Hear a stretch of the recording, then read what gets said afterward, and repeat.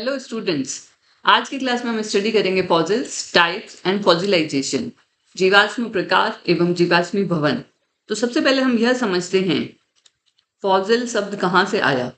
तो फॉसिल शब्द की उत्पत्ति लैटिन भाषा के शब्द फोडेर से हुई है, जिसका अर्थ होता है टू डिग, या जिसे हम बोल सकते हैं खोदना। हम जानते हैं फॉसिल्स को खोद करके जमीन से निकाला जाता है। अब हम देखते हैं फॉसिल्स बने कब होंगे और कैसे बने होंगे। तो जैसा कि हम जानते हैं पृथ्वी पर पौधों का इतिहास लगभग 1 अरब वर्ष पुराना है। इतने लंबे काल में, इतने लंबे अंतराल में कई पौधे जो पहले उपस्थित थे वो समय के साथ विलुप्त हो गए। इसके कारण कई रह सकते हैं, जैसे जलवायु में परिवर्तन होना, प्राकृतिक आपदाओं का आना। ये सब कारण होते हैं जिसके कारण पौधे विलुप्त हो गए। जब भी पौधे की मृत्यु होती है तो सामान्यतः उस पर सूक्ष्म जीवों का प्रभाव होता है, जिसमें सूक्ष्म जीव में आते हैं जीवाणु, कवक आदि, जिसके प्रभाव के कारण वे अपघटित हो जाते हैं, डिसइंटीग्रेट हो जाते हैं और उनके तत्व पुनः जमीन में मिल जाते हैं।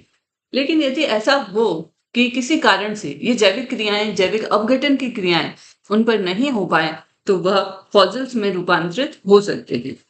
तो हम देख सकते हैं कि पादप या पादप अंग, पादप अंग में क्या आएंगे?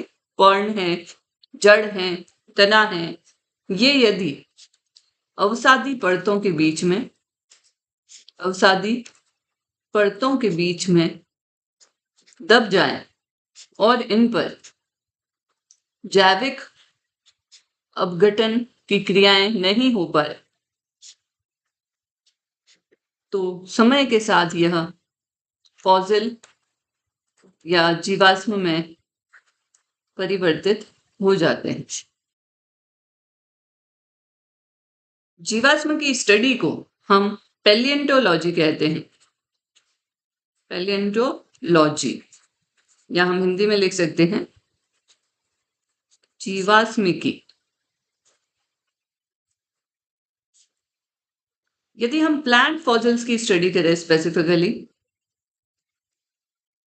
उसके लिए हम टर्म यूज करेंगे पैलियोबॉटनी।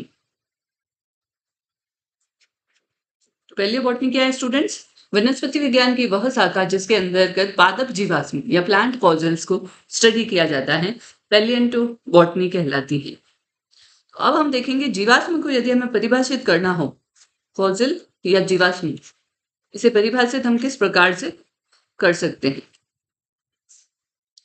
तो हम इसमें लिख सकते हैं परिरक्षित, परिरक्षित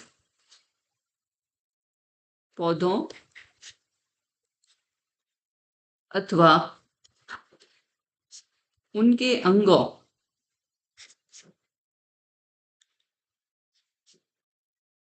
को फॉसिल या जीवाश्म कहते हैं। तो परिरक्षित मतलब प्रिजर्व्ड, परिरक्षित का आप लिख सकते हैं प्रिजर्व्ड। जो पौधे और पौधों के अंग प्रिजर्व हो गए हैं उन्हें हम क्या बोलते हैं? उन्हें हम फॉसिल्स बोलते हैं। पर सभी भूमि में दबे हुए पादपों को फॉसिल्स नहीं कहा जाता, केवल प्लीस्टोसीन,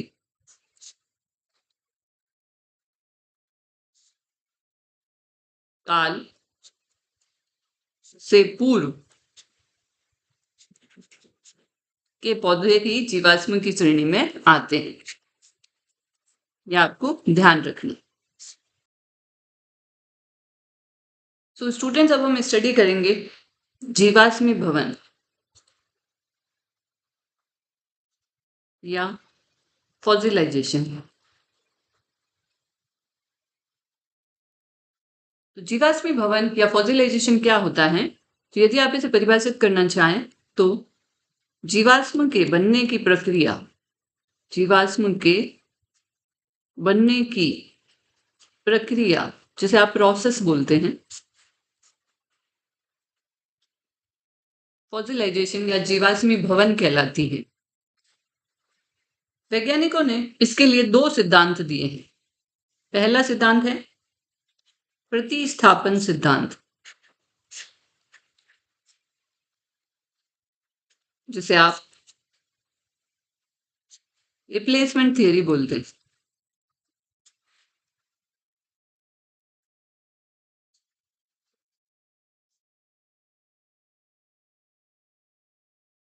तो स्टूडेंट्स, प्रतिस्थापन सिद्धांत या रिप्लेसमेंट थियरी क्या बोलता है?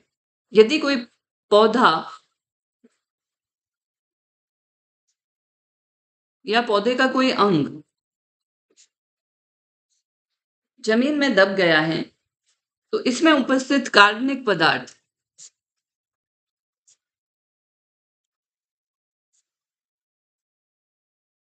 जल अपघटित होंगे या उनका अपक्षयन होगा। ओके, तो हम क्या लिख सकते हैं? हाइड्रोलाइसिस या वेदरिंग होगा। इस दौरान कार्बनिक पदार्थ जहां पे उपस्थित थे, उनकी जगह अब ले लेंगे मिट्टी में उपस्थित खनिज अणु। ठीक है, तो हम क्या देखते हैं इसमें? कोई पादप या पादप का अंग है, वो जमीन में दब गया। अब हमें पता है पादप काय बनी होती है? कार्बनिक पदार्थों की। इन कार्बनिक पदार्थों का जल अपघटन या हाइड्रोलाइसिस हुआ या विदरिंग हुई। अब इसके चारों ओर क्या प्रेजेंट है? मिट्टी का घोल है जिसमें उपस्थित खनिज अणु है। इन कार्बनिक पदार्थों को रिप्लेस किया जाएगा मिट्टी में उपस्थित खनिज अणुओं के द्वारा। यही क्या कहलाती है? रिप्लेसमेंट थियरी कहलाती है। ओके, अब हम आगे देखते हैं सेकंड थियरी। सेकंड थियरी है अंतःस्यंदन सिद्धांत, जिसे हम बोलते हैं इनफिल्ट्रेशन थियरी। ओके, तो स्टूडेंट्स, अंतःस्यंदन सिद्धांत या इनफिल्ट्रेशन थियरी क्या बताता है? यह कहता है कि कोशिका भित्ति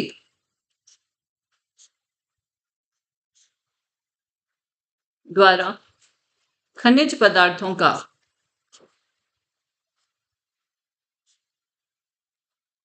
अंतःस्यंदन या इनफिल्ट्रेशन तथा अवक्षेपण, जिसे आप बोलते हैं प्रेसिपिटेशन, होने से जीवाश्मीभवन की प्रक्रिया संपन्न हुई। अब इसे हम थोड़ा सा और डिटेल में पढ़ते हैं। जब भी पादप या पादप का कोई अंग जैसे पत्ती, तना, जड़, स्पोर इत्यादि भूमि में दब गए, तो दबने पर इसका आंशिक विघटन हुआ। पूर्ण विघटन नहीं हुआ, यहाँ आंशिक विघटन हुआ। आंशिक विघटन के कारण इससे विमुक्त कार्बन बनी।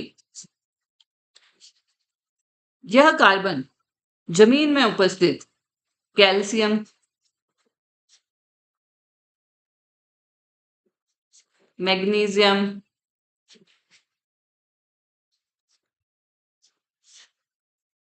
आदि के साथ मिलकर कार्बोनेट बनाती है और यही कार्बोनेट अंतःस्यंदन व अवक्षेपण के द्वारा फॉसिल बनाता है।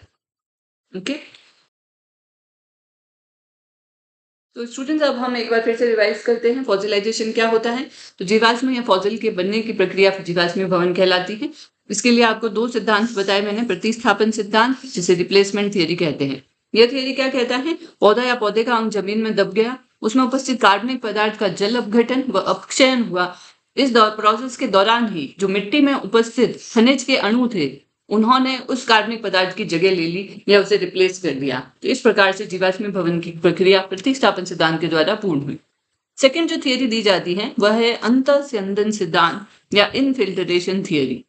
यह क्या बोलता है कि कोशिका भित्ति के द्वारा खनिज पदार्थ जो कि उसके आसपास पादप के उपस्थित होंगे, उसका इनफिल्ट्रेशन व प्रिसिपिटेशन हुआ, वो अंदर चले गए या अवक्षेपित हो गए, जिसके कारण फॉसिल बने।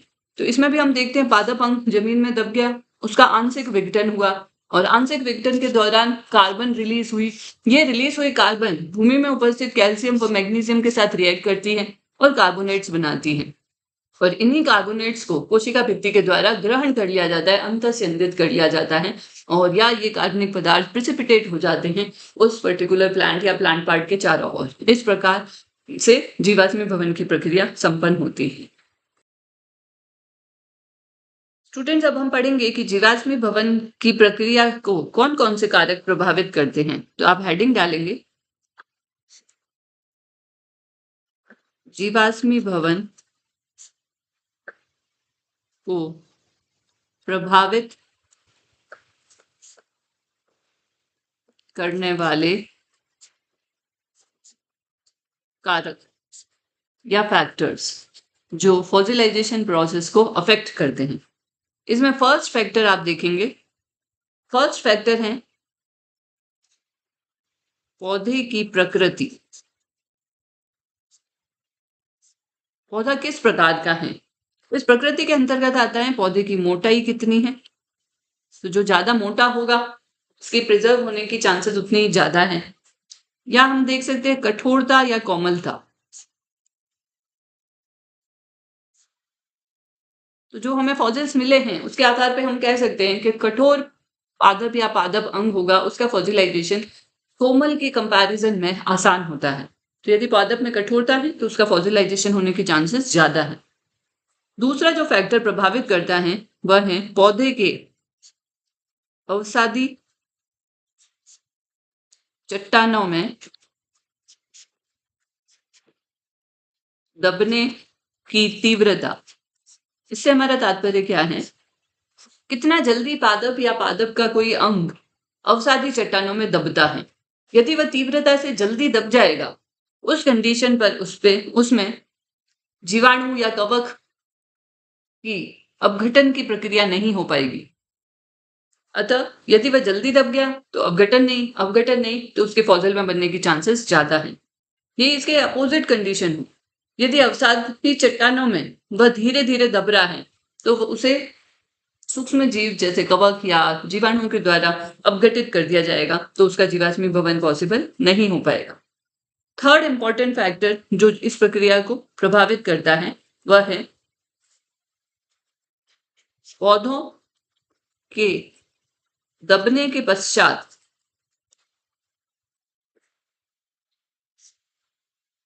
चट्टानों में होने वाले परिवर्तन। चट्टानों में होने वाले परिवर्तन, चट्टानों में क्या परिवर्तन होते हैं वह भी फॉसिलाइजेशन के प्रोसेस को प्रभावित करेंगे। चौथा इंपॉर्टेंट प्रोसेस को प्रभावित करने वाला कारक है परिरक्षित पौधे में खनिजी भवन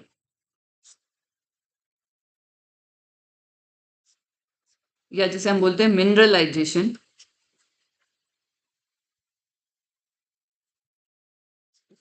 की सीमा। यदि खनिजी भवन अच्छे से हो जाए तो जीवाश्म अध्ययन की दृष्टि से उपयोगी होंगे। तो हमने देखा जीवाश्मी भवन के लिए हमने दो थियरीज पढ़ी, रिप्लेसमेंट थियरी जिसे आप प्रतिस्थापन सिद्धांत बोलते हैं, दूसरी इनफिल्ट्रेशन थियरी जिसे आप अंतःस्यंदन सिद्धांत बोलते हैं। अब हमने स्टडी किया जीवाश्मी भवन को प्रभावित करने वाले कारक। तो चार इंपॉर्टेंट कारक हैं। सबसे इंपॉर्टेंट है पौधे की प्रकृति, मोटाई कितनी है। यदि वह पतला होगा तो उसकी फर्टिलाइजेशन के चांसेस कम होंगे, मोटा है तो जीवाश्मी भवन के चांसेस अधिक होंगे, कठोर है तो जीवाश्मी भवन के चांसेस अधिक होंगे, कोमल है तो चांसेस कम होंगे। अब पौधा अवसादी चट्टानों में कितनी तीव्रता से दबा है, क्योंकि यदि वह जल्दी दबेगा तो उस पर जीवाणुओं कवक की अपघटन की प्रक्रिया नहीं हो पाएगी, तो फॉसिलाइजेशन के चांसेस ज्यादा होंगे। नहीं, अगर वह धीरे धीरे टाइम लगा के दबेगा तो इतने में उस पर जीवाणु और कवक अपघटन की प्रक्रिया स्टार्ट कर देंगे, जिससे फॉसिलाइजेशन के चांसेस कम हो जाएंगे। देन यदि पौधा दब गया है उसके बाद चट्टानों में क्या परिवर्तन हुए हैं, ये भी फॉसिलाइजेशन को अफेक्ट करते हैं। एंड चौथा जिसमें परिरक्षित पौधे में खनिजी भवन की सीमा क्या है, यदि खनिजी भवन अच्छे से वाह है तो वो फॉसिल अच्छे कहलाएंगे और अध्ययन की दृष्टि से वो ज्यादा उपयोगी होंगे। तो ये 4 इंपॉर्टेंट आपने देखे फैक्टर्स हैं जो जीवाश्म भवन की प्रक्रिया को प्रभावित करते हैं। अब हम हमारे मेन टॉपिक पे आ रहे हैं जिसे हम बोलते हैं टाइप्स ऑफ फॉसिल्स या जीवाश्म के प्रकार। तो हेडिंग डालिए स्टूडेंट्स, जीवाश्मों के प्रकार या टाइप्स ऑफ फॉसिल्स। ओके, तो प्रकृति में कई प्रकार के जीवाश्म पाए जाते हैं, एक एक करके हम उन्हें स्टडी करेंगे। तो सबसे पहला जो है वह है संपीड़ जीवाश्म या जिसे आप बोलते हैं compression fossil. Okay, compression fossil हमें नाम से ही पता लग रहा है कुछ कंप्रेस हो गया है, दब गया है। तो नाम से ही हमें स्पष्ट होता है कि इन जीवाश्मों का निर्माण पौधे अथवा किसी अंग के अवसादी चट्टानों में दबने के फलस्वरूप हुआ है। दबे हुए अंग अवसादों के दबाव अथवा संपीड़न के कारण चपटे हो जाते हैं। तो इसमें हमने क्या देखा, कोई भी पौधा या पौधे का कोई अंग जब जमीन में दबा तो इस पर अवसादों का दबाव पड़ा जिसके कारण यह संपीड़ित या कॉम्प्रेस हो गया, संपीड़न देखने को मिलता है। अब कोई भी पादप भाग जो कि मोटा है जैसे तना है, जड़ है, तो वह तो संपीड़ित हो जाएगा, दब जाएगा। लेकिन यदि पतली है, जैसे फर्न की बात करें, फर्न पतली होती है, चपटी होती है, अब ये दब जाएगी, तब इस पर संपीड़न का प्रभाव उतना अधिक नहीं होगा। तो ये जो है अवसादी चट्टानों में एक परत के रूप में मिलेंगे। ओके, अवसादी चट्टानों में कार्बनिक परत के रूप में हमें दिखाई देंगे। अब ये हमारे क्या काम के हैं, तो इनमें कोशिकाओं की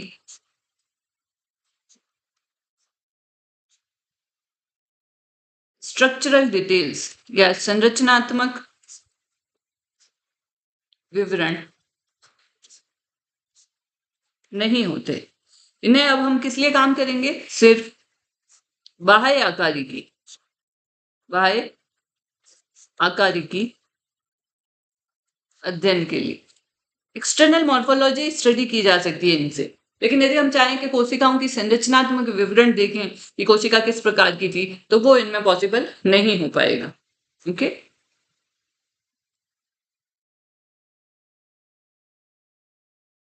स्टूडेंट्स, हमने देखा कंप्रेशन फॉसिल किस प्रकार से बनते हैं। पादप या पादप का अंग जमीन में दब गया, अवसादों का दबाव पड़ा, दबने के कारण वो चपटा हो गया, राइट।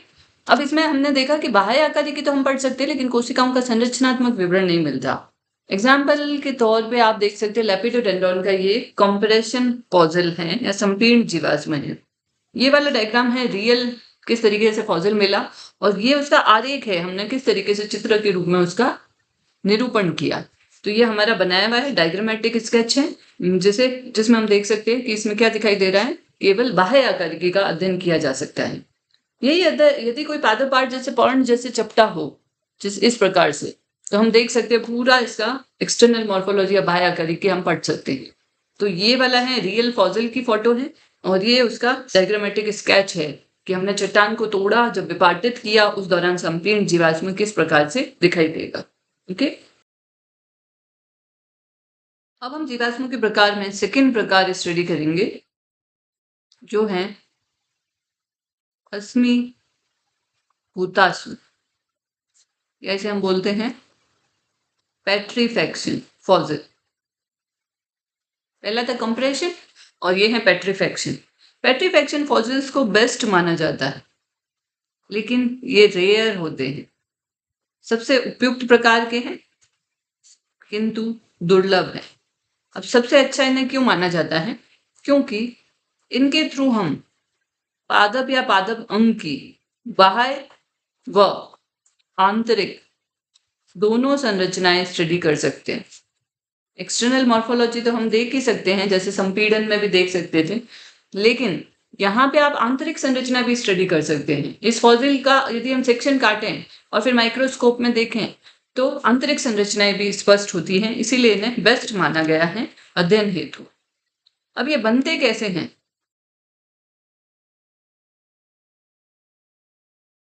भूताश्म या पेट्रीफैक्सन फॉसिल्स का निर्माण पादप ऊतक में लगभग 20 खनिजों के प्रतिस्थापन से होता है।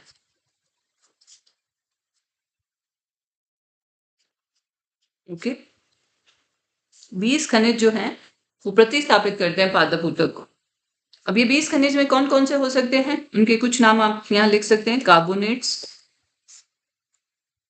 सल्फेट, सिलिकेट, फॉस्फेट आदि।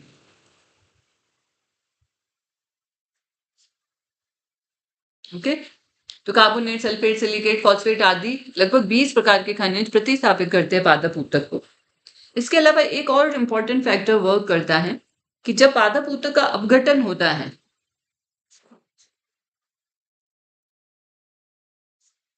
तो कुछ यौगिक बनते हैं, जैसे कार्बन, कार्बोक्सिलिक एसिड,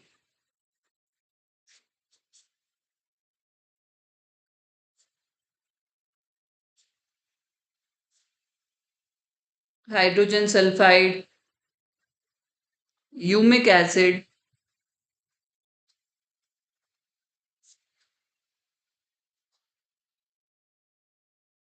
ये जो पदार्थ बने हैं यह पेट्रीफाइंग एजेंट्स जैसे पायराइट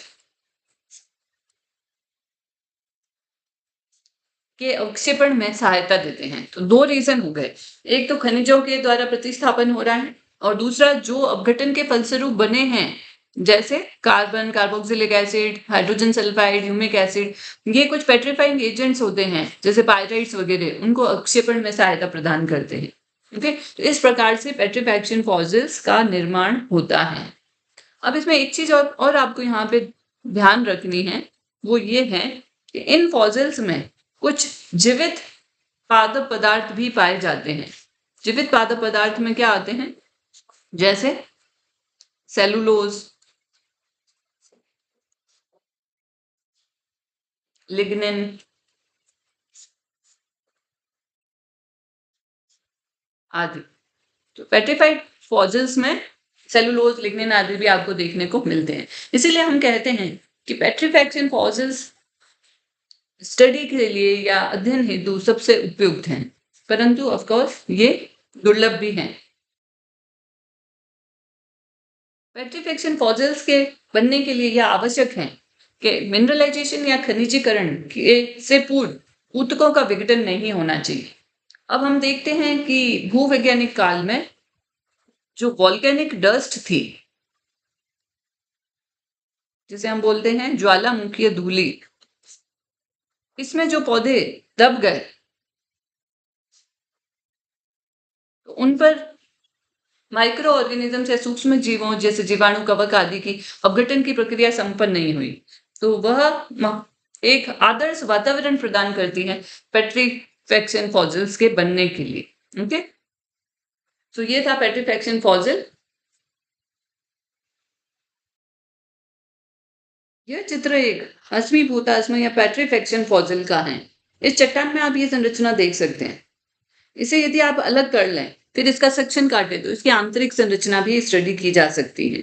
एक्सटर्नल मॉर्फोलॉजी तो आपको दिख ही रहा है, सेक्शन बना के, स्लाइड बना के, सूक्ष्मदर्शी के द्वारा आंतरिक संरचना भी हम इसकी स्टडी कर सकते हैं। अब हम नेक्स्ट फॉसिल के बारे में स्टडी करेंगे, वह है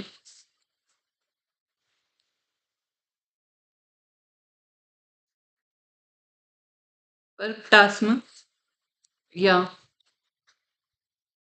इनक्रस्टेशन फॉसिल।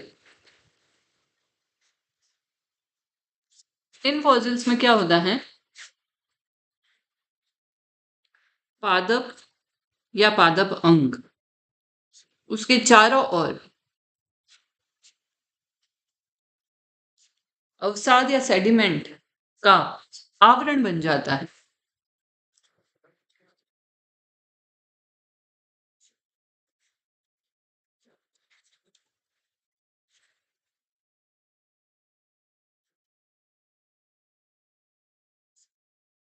ये आवरण कैसे बनता है? निक्षेपण के द्वारा। और ये आवरण एक कठोर आवरण होता है। हमने क्या देखा? पादप अंग है, जमीन में दब गया, उसके चारों ओर अवसाद का निक्षेपण हो जाएगा और एक कठोर आवरण का निर्माण होगा। इन्हें हम बोलते हैं इनक्रस्टेशन फॉसिल्स या परपटास्म। इन जीवाश्मों में पादप अंगों के बाह्य स्वरूप स्टडी किए जा सकते हैं। तो हम कह सकते हैं एक्सटर्नल मॉर्फोलॉजी या बाह्य आकारिकी के अध्ययन के लिए ये उपयुक्त, किंतु आंतरिक संरचना इनसे स्टडी नहीं की जा सकती। ओके, तो आंतरिक संरचना हमें इनमें नहीं मिलेगी, लेकिन बाह्य संरचना मिलेगी। चित्र में आप देख सकते हैं, यह कैलामाइटीज के पित्त का परप्टास्म या इनक्रस्टेशन फॉसिल है। ये रियल फॉसिल है और ये उसका डायग्रामेटिक स्केच है। ओके, सो ये है हमारा परप्टास्म या इनक्रस्टेशन फॉसिल। अब हम आगे पढ़ते हैं इसी में। तो नेक्स्ट जीवाश्म हम देखते हैं 4th नंबर पे, मुद्राश्म या इम्प्रेशन फॉसिल। नाम से ही पता लग रहा है इस फॉसिल में इम्प्रेशन है, छाप है। तो ये जीवाश्म अवसादों या सेडिमेंट्स पर पौधों या उसके अंगों की छाप मात्र होते हैं। छाप को हम क्या बोलते हैं? इम्प्रेशन। सिर्फ छाप है। ओके, तो इनमें कॉम्परेशन फॉसिल्स की भांति सामान्यतः कार्बनिक पदार्थ नहीं पाए जाते और इन जीवाश्मों द्वारा विभिन्न पादप अंगों जैसे पत्ती, पुष्प, स्तंभ आदि की बाह्य संरचना का अध्ययन किया जा सकता है। तो केवल बाह्य संरचना हम पढ़ सकते हैं, आंतरिक संरचना इसमें नहीं स्पष्ट होती। अब यदि हम देखें पश्चिमी टेनेसी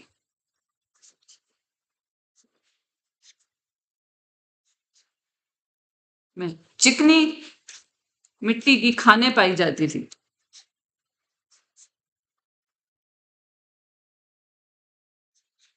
इनमें ये बहुतायत से मिलते हैं। क्यों? क्योंकि सॉफ्ट मिट्टी होगी तो इंप्रेशन ज्यादा इजीली बनेंगे। तो जब पादप या पादप अंग इन पे गिरे तो चिकनी मिट्टी में गिरने के बाद में इन पादप अंगों का अपघटन स्टार्ट हुआ, लेकिन कुछ समय के बाद ये पादप मिट्टी चट्टान में परिवर्तित हो गई और साथ ही पादप अंग वहां से अपघटित हो गया। तब इसके अंदर उसकी छाप रह जाती है। ओके, छाप सुरक्षित रहती है। यदि कुछ कार्बनिक पदार्थ बचा हुआ हो तो पत्थर का रंग गहरा हो सकता है। जनरली कार्बनिक पदार्थ इनमें देखने को नहीं मिलता। तो पत्ती या पादप अंग गिरा तो सॉफ्ट मिट्टी पे था, लेकिन कुछ टाइम के बाद वो सॉफ्ट मिट्टी चट्टान में परिवर्तित हुई और इसी के साथ साथ पादप या पादप अंग अपघटित हो गया। तो अब चट्टान में परिवर्तित होने के पश्चात उसकी छाप इसमें सुरक्षित रहेगी। इस चित्र में आप देख सकते हैं न्यूरोप्टेरिस का मुद्रास्म या इंप्रेशन बताया हुआ है। ये डायग्रामेटिक स्केच है और ये रियल फॉसिल जिस फॉर्म में मिला था वह है।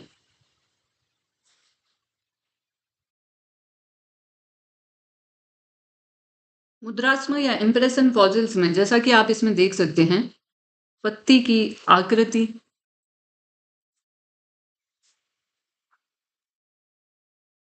देखी जा सकती है। पत्ती का सिरा विन्यास वह भी देखा जा सकता है और कभी कभी बाह्य त्वचीय संरचनाएं जैसे रंध्र, रोम इत्यादि भी अध्ययन किए जा सकते हैं। तो ये है हमारे इंप्रेशन या मुद्रास्म फॉसिल। अब आगे हम नेक्स्ट की तरफ बढ़ते हैं, जो है नेक्स्ट नंबर लगाएंगे आप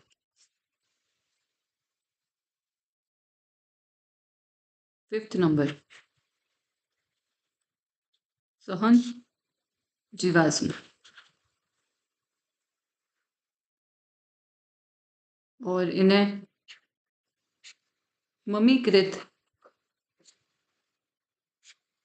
पादप भी कहते हैं। कॉम्पैक्टेशन और मम्मीफाइड प्लांट्स।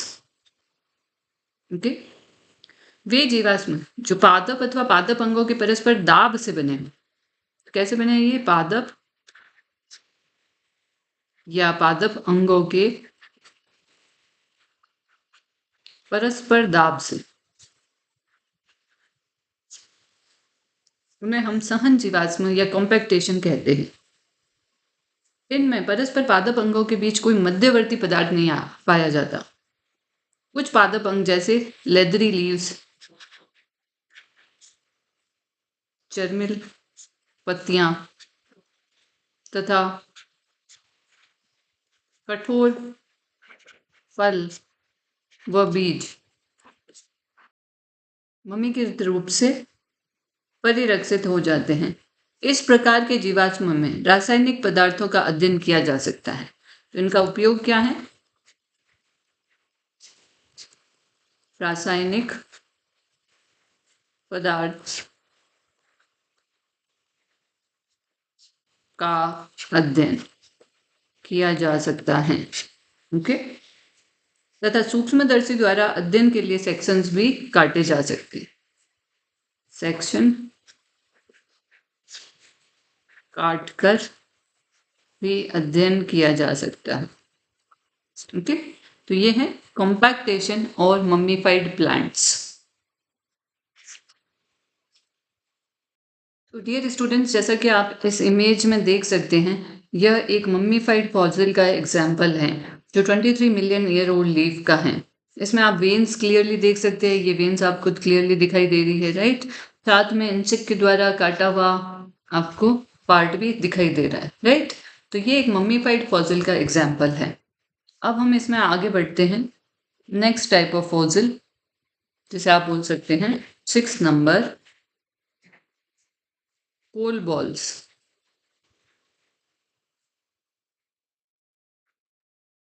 कोल बॉल, कोल का मतलब होता है कोयला, राइट। तो लगभग गोलिया आकार के, ये कैसे होंगे? गोलिया आकार के। बॉल ये टर्म यूज कर रहे हैं तो आपको आकार ध्यान रखना है। तो लगभग गोलिया आकार के अस्मीभूत पादप अंग। कैसे होंगे ये? अस्मीभूत। अस्मीभूत का मतलब मैंने पहले समझाया आपको, पेट्रीफाइड। पेट्रीफाइड पादप अंग कोल बॉल कहलाते हैं। ओके, तो ये कैसे होंगे? गोलिया आकार के होंगे और पेट्रीफाइड होंगे। कोल में उपस्थित अधिकांश जीवाश्म, जो कोयला होता है उसमें जो अधिकांश जीवाश्म उपस्थित होते हैं वो कोल बॉल्स होते हैं। ओके,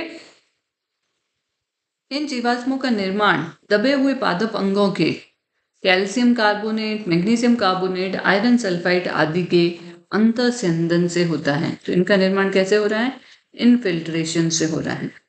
इनफिल्ट्रेशन किसका होता है? तो पहले भी हमने स्टडी किया था, कैल्शियम कार्बोनेट का,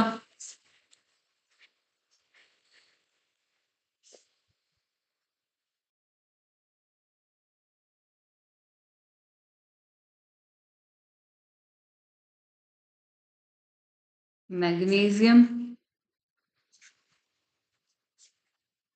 कार्बोनेट का, आयरन सल्फाइड का, ये सब हमने पढ़े थे पेट्रिफिकेशन में, राइट।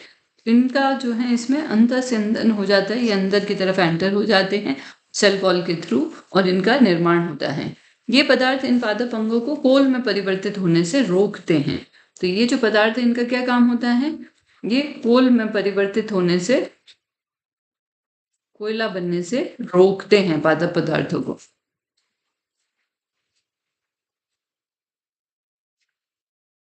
ओके, इसीलिए ये पादप पदार्थ जो हैं उसमें कोल बॉल्स की फॉर्म में पाए जाते हैं। इनका आकार गोल अथवा अनियमित होता है तथा इनके आमाप में अत्यंत विविधता पाई जाती है। अधिकांश कोल बॉल्स स्थानीय या लोकलाइज्ड होते हैं, किसी पर्टिकुलर प्लेस पे पाए जाते हैं। ओके, ये भूवैज्ञानिक काल में पाए जाने वाले पादप समुदायों के विषय में विशेष महत्वपूर्ण सूचना देते हैं। तो ये हो गए कोल बॉल्स। इस पिक्चर में आप देख सकते हैं ये कोल बॉल का एक एग्जाम्पल है जो कि पेट्रीफाइड हो चुका है और पादप पदार्थ पेट्रीफाइड हो गए हैं, अतः वो कोल में परिवर्तित नहीं हो पाए। अब इसको तोड़कर जब हम अध्ययन करेंगे तो इससे हमें उस समय के पादप समुदायों के विषय में सूचना मिलेगी कि क्या प्रेजेंट था। ओके, अब नेक्स्ट हम देखते हैं, इसी में आगे की तरफ बढ़ते हैं। 7th टाइप, जिसे हम बोलते हैं एम्बर।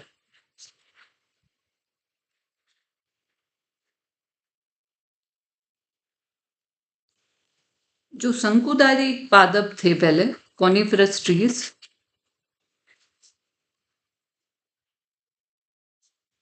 उनसे रेजिन निकलता था। क्योंकि हम फॉसिल्स की बात करें तो प्राचीन समय में जो पाए जाते थे, हम बोल सकते पूरा शंकुधारी वृक्षों से जो रेजिन निकलता था, तो ये कब निकलता था? जब पादप क्षतिग्रस्त हो जाता था। जो पादप का अंग क्षतिग्रस्त हुआ, वहां से रेजिन निकलना शुरू हो गया। यह वनों की भूमि पर एकत्रित होता था। अब होता क्या था, जहां पे ये गिरता था, यदि वहां पे कोई प्लांट पार्ट है या कोई भी जीव उपस्थित है, कोई इंसेक्ट उपस्थित हैं, तो वो इसके अंदर परिरक्षित हो जाते थे। तो अगर आप इसे लिखना चाहें एम्बर क्या होते हैं, तो रेजिन में अनेक छोटे पौधे, रेजिन में अनेक छोटे पौधे व जीव परिरक्षित पाए जाते हैं। इन्हें क्या बोलते हैं? हम एम्बर फॉसिल्स बोलते हैं। ओके, इन्हें हम बोलते हैं एम्बर फॉसिल्स। ये पिक्चर आप देख सकते हैं एम्बर फॉसिल की है। कॉनिफरस ट्री से जो रेजिन निकला, ये येलो कलर का पार्ट आपको रेजिन दिख रहा है। ये जहां पे भी गिरा, वहां पे जो भी पादप काय या पत्ती, लीफ, स्पोर्स वगैरह उपस्थित थे, वो इस रेजिन में कैद हो गए और ये परिरक्षित हो गए। तो इस तरह के फॉसिल्स को हम क्या बोलते हैं? एम्बर फॉसिल्स का नाम देते हैं। अब इसी में हम आगे बढ़ते हैं। नेक्स्ट जो है आपके 8th नंबर पे फर्न कोल अथवा पेपर कोल, जिसे आप लिख सकते हैं लीफ कोल और पेपर कोल। ओके, ये जीवाश्म महीन मृत पत्तियां हैं। क्या है? मृत पत्तियां जो कार्बनिक मैट्रिक्स में बिखरी रहती, जो कार्बनिक मैट्रिक्स में बिखरी रहती है। ओके, इन पत्तियों के आंतरिक ऊतकों के नष्ट होने के कारण ये वास्तव में क्यूटिकल की परतों के रूप में होती है। इन मृत पत्तियों में क्या देखने को मिलता है? आंतरिक ऊतक नष्ट हो गए हैं इनमें। ओके, आंतरिक ऊतक नष्ट हो चुके हैं, अतः ये कैसे मिलेगी? क्यूटिकल की परत के रूप में। केवल क्यूटिकल की परत आपको दिखाई देगी। तो इन्हें हम क्या बोलते हैं? क्योंकि क्यूटिकल की लेयर बहुत पतली होगी, तो इन्हें हम पेपर कोल या पर्न कोल बोलते हैं। ओके, इस पिक्चर में जो ये आपको दिखाई दे रहा है, यह पर्न कोल अथवा पेपर कोल प्रकार के फॉसिल का एग्जाम्पल है। यहाँ पर आप देख सकते हैं, यह जो पर्न आपको दिखाई दे रही है, ये किस फॉर्म में है? क्यूटिकल की एक परत के रूप में है। ओके,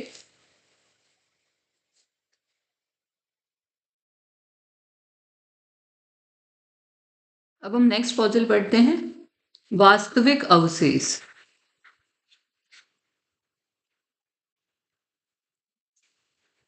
जिन्हें आप बोल सकते हैं एक्चुअल रिमेन्स।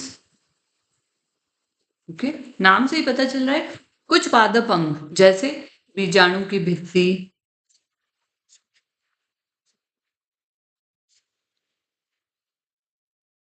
क्यूटिकल आदि, इनका कम तापमान, जब तापमान कम है और वायु की अनुपस्थिति है,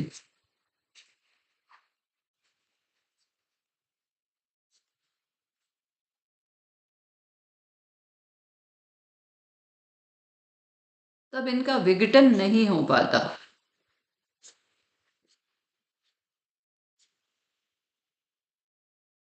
क्योंकि ये प्राकृतिक पदार्थों के प्रति प्रतिरोधी होती हैं, तो इनका विघटन अब नहीं हो पाया।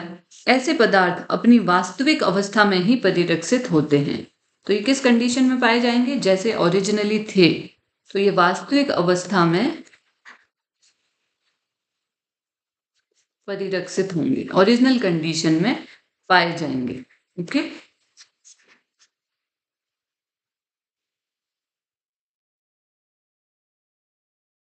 तो डियर स्टूडेंट्स, यहाँ पे आप देख सकते हैं ये है एक्चुअल रिमेन्स। आपको स्पोर्स कैसे दिख रहे हैं? एक्चुअली में जैसे नॉर्मल कंडीशन में होते हैं, राइट?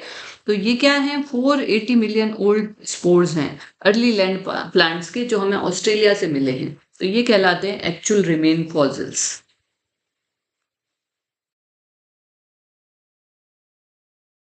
तो स्टूडेंट्स, अब इसमें इसी टॉपिक में हम पढ़ते हैं हमारा लास्ट टाइप का फॉसिल, स्यूडो फॉसिल, या हम बोल सकते हैं कूट जीवाश्म। ओके, नाम से ही पता चल रहा है, स्यूडो मीन्स फॉल्स। स्यूडो का मतलब क्या होता है? फॉल्स। फॉल्स का मतलब जो ट्रू नहीं है या जो सच्चे नहीं है। सच्चे नहीं है मतलब क्या हो गया? ये वास्तविक फॉसिल नहीं है। कभी कभी कुछ चट्टानें होती हैं जो किसी पादप अंग अथवा प्राणी का रूप ले लेती हैं। हम कैसे बन सकते हैं? ये कुछ चट्टानें किसी जीव का रूप ले लेती है। वो पादप हो सकता है, जंतु हो सकता है। ओके, लेकिन जब इन्हें पैलियोबोटनिस्ट स्टडी करते हैं, पूरा वनस्पति शास्त्री, तब पता लगता है कि ये जीवाश्म नहीं है। ओके, तो इनको हम क्या बोलते हैं? ऐसे स्पेसिमेंस को हम कूट जीवाश्म या स्यूडो फॉसिल्स कहते हैं, जो ट्रूली फॉसिल्स नहीं है। जैसा कि आप इस चित्र में देख सकते हैं, ये क्या है? एक कूट जीवाश्म या स्यूडो फॉसिल का एग्जाम्पल है। दिखने में ये हमें फॉसिल जैसा प्रतीत हो रहा है, पर जब इसकी स्टडी करेंगे तो ज्ञात होगा कि ये जीवाश्म नहीं है। केवल इस पर्टिकुलर चट्टान ने किसी पर्टिकुलर जीव का रूप ले लिया है। तो स्टूडेंट्स, यहाँ पे fossilisation and different types of fossils का टॉपिक खत्म होता है। ओके, तो हमने इस क्लास में क्या क्या पढ़ा? हमने पढ़ा फॉसिल्स की डेफिनेशन क्या होती है, उसके बाद हमने पढ़ा फॉसिलाइजेशन या जीवाश्मी भवन क्या होता है, जिसमें हमने पढ़ा कि जीवाश्म बनने की प्रक्रिया दो प्रकार से संपन्न होती है। पहला हमने पढ़ा था क्या? रिप्लेसमेंट थियरी, प्रतिस्थापन सिद्धांत, और दूसरा इनफिल्ट्रेशन या अंतःस्यंदन सिद्धांत। फिर हमने 10 अलग अलग प्रकार के फॉसिल्स स्टडी किए। ओके, तो यहाँ पे ये आपका इंपॉर्टेंट टॉपिक खत्म होता है। Thank you very much.